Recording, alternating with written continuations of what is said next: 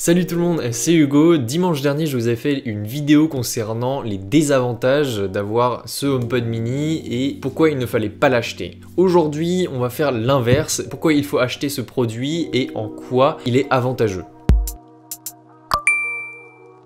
Donc premièrement, son design est incroyable, moi j'adore. C'est un petit peu en alvéole de ruche avec des petits losanges plus que des hexagones. Et j'adore le design étant donné qu'il est compact, épuré et que je trouve qu'il fait objet de déco sur un bureau. Ensuite, outre le design, on va parler maintenant du son puisque le son est très clair et très précis. J'ai été surpris la première fois que je l'ai allumé à avoir des aigus assez clairs et des bonnes basses qui se détachent du reste de la musique. Après forcément, c'est beaucoup moins puissant qu'un HomePod normal puisque c'est la miniaturisation du système du HomePod de taille normale. Donc on va parler maintenant un petit peu de l'architecture de ce produit puisque c'est un haut-parleur tout simple qui est dirigé vers le bas avec une architecture qui permet la diffusion à 360 degrés du son qu'il produit. Vous l'aurez compris, le son est donc à 360 degrés, vous pourrez profiter du son du HomePod si vous le placez au centre d'une pièce et si vous changez souvent d'endroit. La connexion à ce HomePod mini est incroyablement simple puisqu'il suffit d'approcher votre iPhone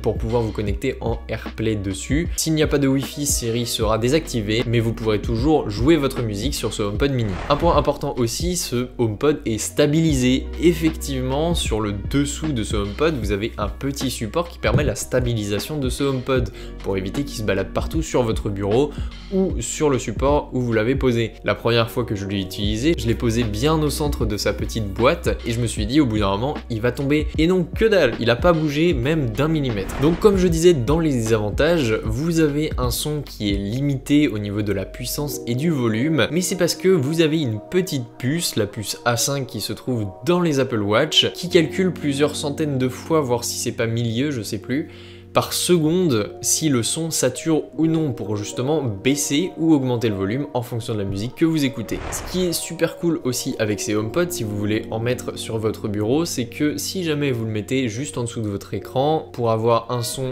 directement vers vos oreilles, c'est un petit peu moins bien et si vous le mettez d'un côté, vous allez avoir le son que d'un côté. Ce que vous pouvez faire, c'est en prendre deux, les mettre chacun d'un côté de votre bureau et avoir un son en stéréo, puisque si les deux HomePod sont reconnus en même temps par l'iPhone, vous pouvez les connecter automatiquement en stéréo en vous connectant à un seul. Et ça marche aussi si vous souhaitez connecter le HomePod normal avec le HomePod mini. Vous pouvez les avoir en stéréo. Étant donné aussi que c'est une enceinte connectée, vous avez accès à plusieurs personnalisations comme des raccourcis ou l'app maison qui vous permettra, en fonction de votre localisation, par exemple, d'allumer le HomePod ou de lancer une musique.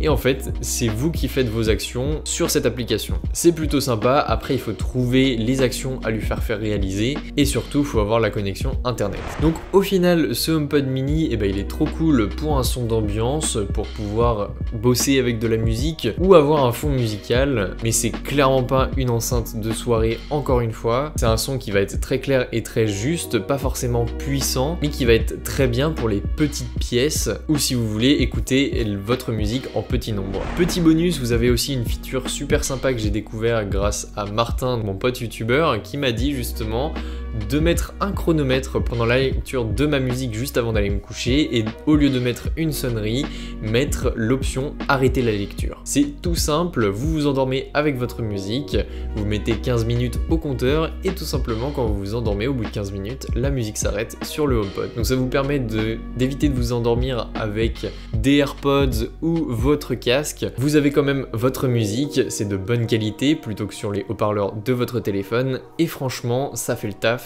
et vous vous endormez paisiblement. Donc voilà pour les avantages de ce HomePod mini. Nous on se retrouve dans une prochaine vidéo. N'hésitez pas à me suivre sur les réseaux sociaux, à vous abonner, mettre la cloche et activer toutes les notifications. Salut tout le monde!